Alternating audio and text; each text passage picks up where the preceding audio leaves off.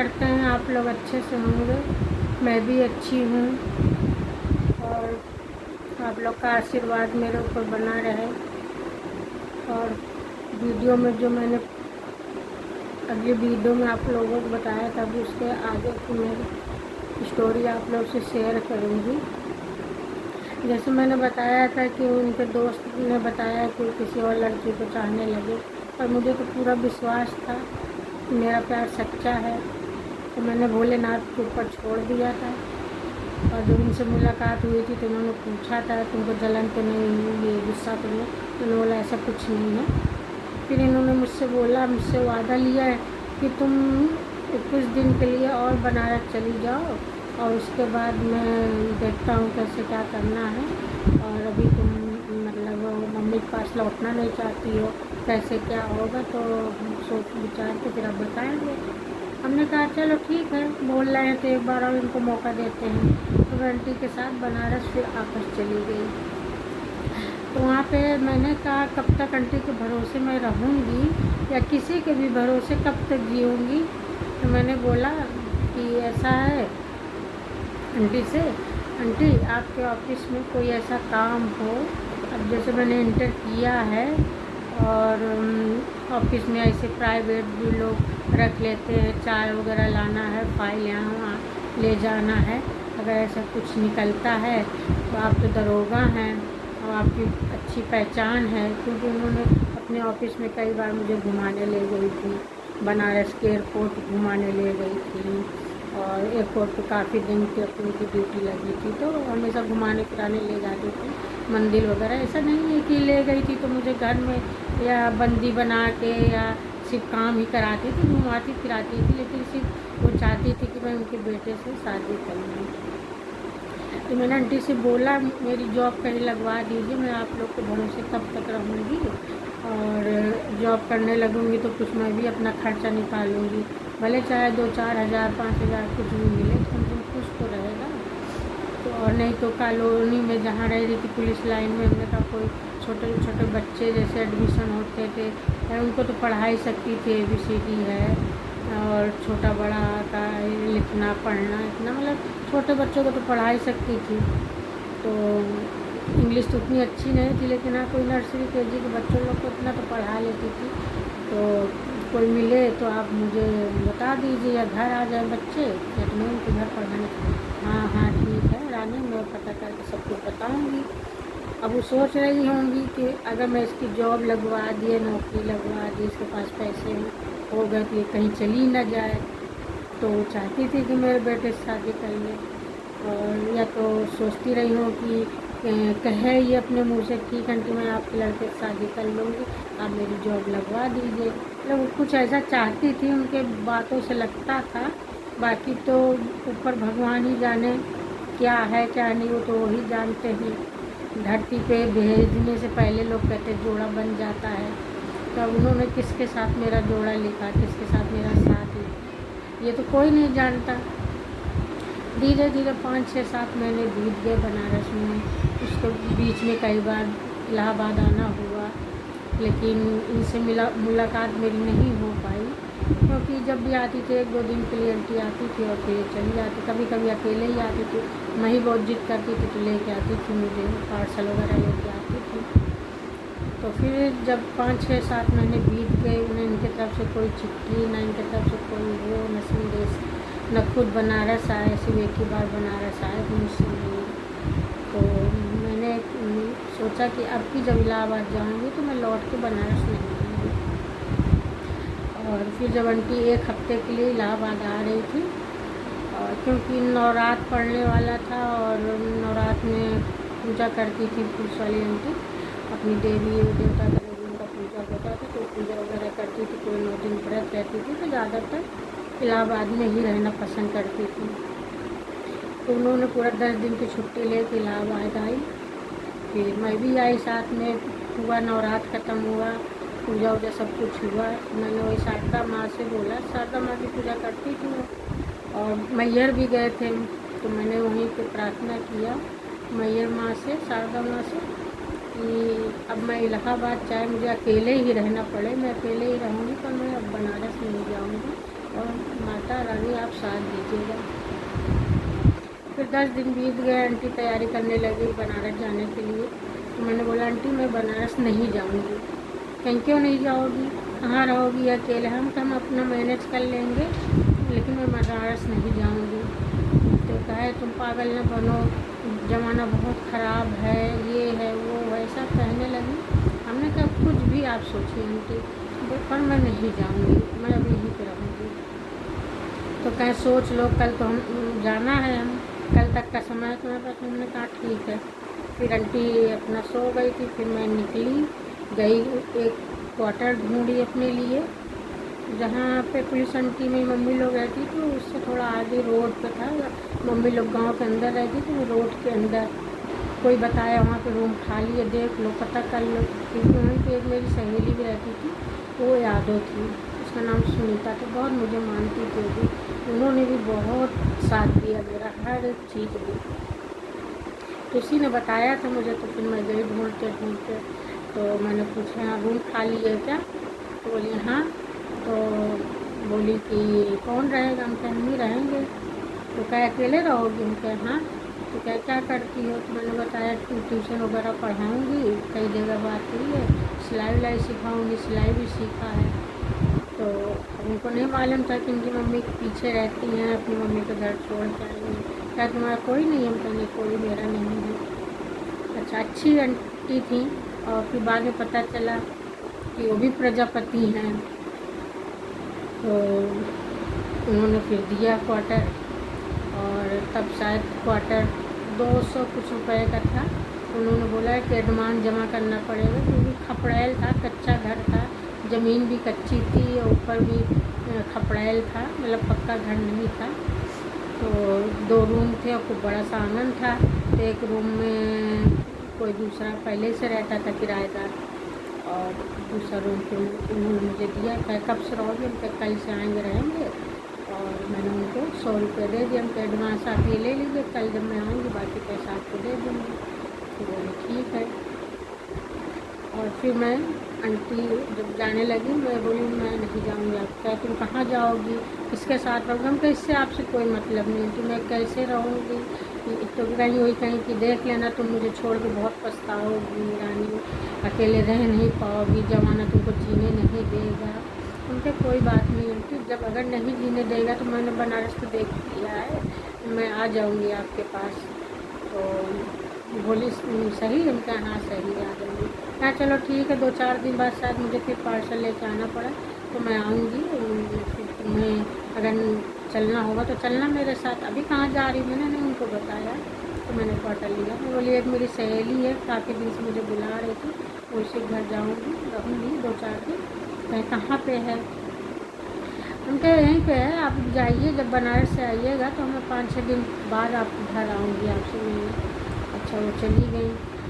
फिर शाम के समय गई, मैं आई। अपना मेरे पास ज़्यादा सामान नहीं था, 2-4 कपड़े थे, कापी किताब थे, सिलाई स्कूल का सारी चीज़ें थी मेरे पास, और थोड़ा सा पैसा था, 250-300 रुपये थे, ज़्यादा नहीं था मेरे पास पैसा। और उसके बाद एक मेरे पास सोने की कील थी। मैंने बताया था एक पंडित थी, मैं उनके घर भी गई थी, 2-4 उनके बच्चों को पढ़ाती थी। तो उन्होंने मुझे मतलब खुशी से अपने पैसे से कील दिलाया था सोने की, क्योंकि मैं आर्टिफिशियल कील पहनी थी, मम्मी के पास इतना पैसा नहीं था सोने का दिलाने के, उन्होंने मुझे दिया था। तो मैं सोची कील जब टूट जाएगी तो मैं पहन लूँगी। उससे फुसला के वो पुलिस वाली आंटी ले ली थी उससे, बोली मेरी कील टूट गई रानी, मुझे दे दो, मैं पहन लेती हूँ, जब तुमको लेना या पहनना होगा तो मैं तुम्हें दूसरा दिला दूँगी। मैं ठीक है ले लीजिए, क्योंकि मेरे अंदर कोई छल कपट नहीं था, जिसको मैं मानती थी दिल से, मन से, सच्चे दिल से मानती थी। नहीं तो मैं किसी से दोस्ती जल्दी नहीं करती थी। मैंने दे दिया था तो कील तो उन्होंने ही ले लिया था। और फिर मैं रहने लगी। और मेरे पास न बिस्तर बिछाने के लिए, न खाने के लिए कुछ, और कोई 250-200 का शायद रूम था, याद नहीं आ रहा, लेकिन 250-300 के अंदर ही रूम था। तो मैंने उनको बाकी पैसा दे दिया था, और मेरे पास 50-60 रुपये बचे थे। मैं उसी से गई, समोसा चटनी ले आई, खाई। और अपना दुपट्टा बिछा के ज़मीन पे सोई और किसी तरह मतलब रात गुजारा। फिर सुबह में अपना निकली, वहाँ पे तो रहते ही थे पहले से मम्मी के साथ, उसका सभी लोग जान पहचान के थे। तो अपनी सहेली के यहाँ भी गई सुनीता के पास। मैंने बोला कि मैं बंटी के साथ बनारस नहीं गई, तो रूम मिल गया है तो मैं वहीं रह रही। बहुत अच्छी थी, मुझे खाना वाना खिलाई। अपने खाना खा लो, क्या बनाई होगी, तो तुम्हारे पास कोई सामान नहीं है, कुछ भी नहीं है। मैंने बोला हाँ, तो ज़बरदस्ती मुझे खाना खिलाई। उनके यहाँ गाय भैंस थी तो दूध भी दी मुझे पीने के लिए, और बोली कि आ जाया करो, खा लिया करो खाना वाना, तुम्हें कोई कुछ नहीं कहेगा। उनका ठीक है। उनका अच्छा सुनीता, कोई बच्चा छोटा हो अगर पढ़ाने के लिए कोई बोलेगा तो हमको बताना, हम पढ़ाएंगे। कहीं ठीक है। उनका कोई सिलाई विलाई भी सीखना चाहेगा तो बताना हमको, तो सिलाई भी सिखा देंगे। तो कहीं ठीक है। 1-2 दिन किसी तरह बीता और बस इसी तरह ज़मीन पर बिछा के सोते थे, दुपट्टा और सर के नीचे वही अपने कपड़े रख लेते थे। इसी तरह किसी तरह बीत रहा था। 2 दिन बीता तो एक दिन मेरी सहेली बोली, रानी एक मिली हैं पढ़ाने के लिए, लेकिन वो लेडीज़ हैं, वो मतलब थोड़ा बहुत पढ़ाई जानना चाहती हैं कि जैसे साइन वगैरह हम कर लें, थोड़ा बहुत जो भी लिखा है छोटा बहुत मतलब पढ़ लें, तो उनको तुम पढ़ाओगी? तो उनके क्यों नहीं पढ़ाएंगे भाई, हमारा पढ़ाना काम है। हम ये थोड़ी ना देखेंगे किस एज का है। हम इसलिए कह रहे थे छोटे बच्चे मिले, जब बड़े बच्चे मिलेंगे तुमको इंग्लिश वगैरह में नहीं पढ़ा पाओगे तो छोटे बच्चों को तो पढ़ा लो। इसलिए तुमसे बोला था कोई छोटे बच्चों को पढ़ाना चाहे तो बताऊँगा। तो बड़ी है तो ठीक। ले गई, मेरी मुलाकात उनसे कराई तो मुझसे बोले कि पढ़ाओगी हमें सिर्फ अपना साइन करना सीखना है, और क्या कहते हैं जैसे इंग्लिश हिंदी में अपना साइन कर लें, और कुछ लिखा है इंग्लिश हिंदी में तो मिला के कम से कम हम पढ़ लें, इतना मुझे बता दो। तो हमने कहा ठीक है। उनका कभी आप स्कूल गई हैं? तो बोली हाँ गए हैं, 1-2 क्लास तक पढ़े हैं, थोड़ा छोटा बड़ा ये सारी चीज़ें पढ़ लेते हैं, गिनती उनकी लिख लेते हैं, पढ़ लेते हैं। जैसे 2-2 अक्षर का शब्द हैं उसको पढ़ लेते हैं बिना मात्रा वाले चीज़ को। मैंने कहा ठीक है। फिर मैंने उनको पढ़ाना शुरू किया। तो बोली कितना लोगे? तो हमने कहा पहले हमने 150 बोला था, बट तब सस्ती ज़माना तो बोले नहीं 100 रुपये ले लेना, पढ़ा देना। हम कहा ठीक है 100 ही दे दीजिएगा। तो हम कहा एडवांस दे देंगी तो ज़्यादा अच्छा है। तो बोली ठीक है, अभी पैसा है नहीं, जब आएगा आप पढ़ाना शुरू कीजिए मैं आपको दे देंगे। मैंने कहा ठीक है। तो उनको पढ़ाना शुरू किए। फिर धीरे धीरे 2-3 बच्चे मिल गए, और फिर अपने ही रूम पे 2-3 लड़कियां आने लगी सिलाई सीखने। तो इसी तरह मैं गई थी बाज़ार, गई थी, थोड़ा पैसे मिल गए थे एडवांस, तो कुछ सामान वगैरह ले आती हूँ। और फिर वहाँ पे अब मैं खबर इनको भेजी नहीं कि मैं बनारस से इलाहाबाद रहने लगी। हम कहे कि जब उनको याद मेरी आएगी आना होगा आएंगे।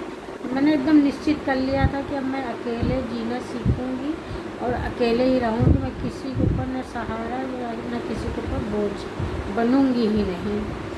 और मेरे भगवान मेरे साथ हैं, भोलेनाथ मेरे साथ हैं, मुझे किसी की चिंता करने की ज़रूरत नहीं। तो मैंने निश्चय कर लिया था। तो मैं बाज़ार जब गई, और ये भी पता नहीं कहीं से काम करके लौट रहे थे कि क्या, आइए मुझे देख लिए।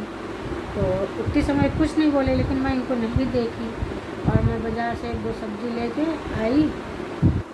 ये पीछे पीछे पीछे मेरे आए छिपते छिपते, और जब मैं इधर गली में घुसी सोचे ये यहाँ कहाँ जा रही है, तो सोचे शायद आंटी कमरा बदल गई क्या। तो जब मैं अंदर आई तो न बाहर साइकिल खड़ी करके अपना भी अंदर आए, और मैं अंदर गई सब्जी रखी और बाहर निकली, नल था बाहर पैर हाथ धुलने की, तो देखी सामने खड़े हैं। खुशी तो बहुत हुई देख के, थोड़ा अंदर गुस्सा भी आया, कितने दिन बीत गए कोई हाल खबर मेरी नहीं लिए। तो बोले यहाँ कैसे? तो हम कहा जाओ चलो अंदर बैठो, मैं आ रही पैर हाथ धुल के। तो गए अंदर तो कुछ था नहीं बैठने के लिए। तो गए अंदर खड़े थे, मैं मुँह हाथ धुल के आई। तो फिर निकाली, वो दुपट्टा था मेरे पास, उसी पे हमेशा बिछा के बैठते थे, सोते थे। तो बिछाई, बोले बैठ जाओ, बैठे। फिर लकड़ी भी नहीं थी और न कुछ था, तो थोड़ा बहुत कागज़ और कंडी हम मांग लिए थे मकान मालिक से, उसी को जला के किसी तरह एक छोटा सा पतीला टाइप का था, मतलब मकान मालिक उनसे ही मांग लिए थे चाय बनाने के लिए, तो उसी में चाय बनाई काली और उनको दिए पीने के लिए। तो बोले कि यहाँ कैसे, और आंटी कहाँ है, बनारस नहीं गई क्या तुम? हम कहे नहीं, मैं बनारस नहीं, कब से यहाँ रह रही हूँ?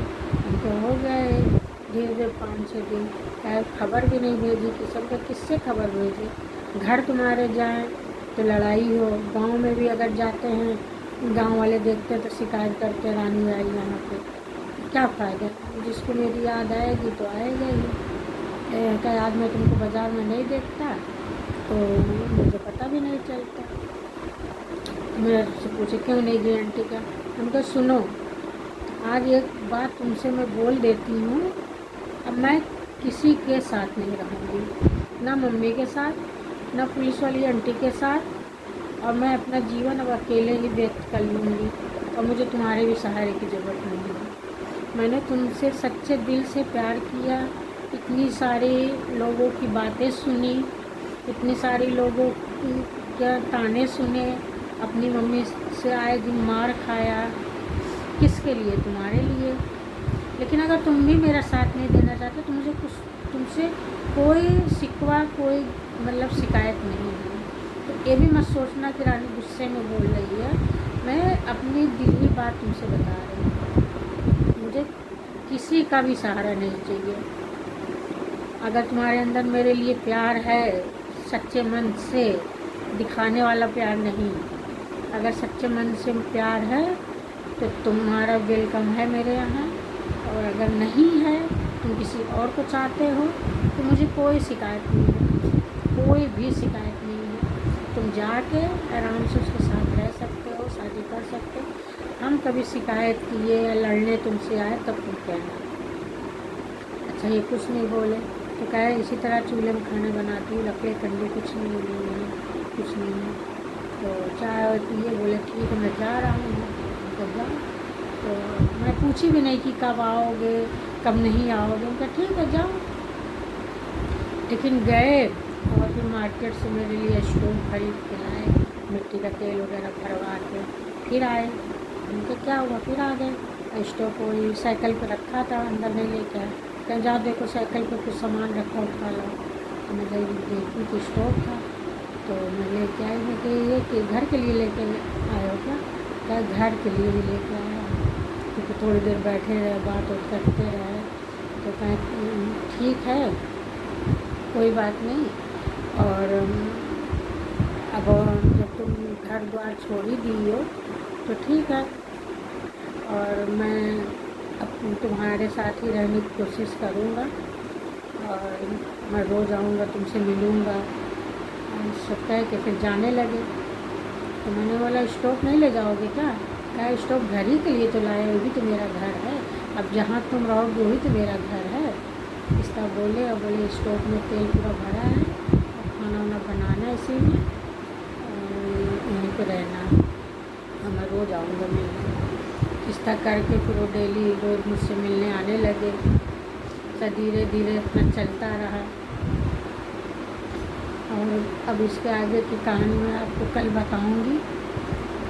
और आप लोग मेरी वीडियो को ज़्यादा से ज़्यादा लोगों के पास शेयर कीजिए। वीडियो अच्छी लग रही है तो कमेंट कीजिए, और आप अपनी स्टोरी में आप लोग को जो भी बता रही हैं इसमें कोई बनावट नहीं, सारी सच्ची कहानी है जो कि मेरे ऊपर सारी चीज़ें बीती है। आप इसको मतलब वो मत सोचिए कि मैं कुछ ऐसा इसमें बना रही हूँ। ये सारी चीज़ें कभी इंसान कहता फेस टू फेस चीज़ों बताओ तो लोगों को ज़्यादा विश्वास हो सकता है। स्टोरी बता रही तो आप लोगों को पता नहीं विश्वास हो रही, ये सारी सच्ची कहानी है। चलिए अब मैं चलती हूँ, नहीं तो वीडियो बहुत लंबी हो जाएगी। Thank you, bye bye.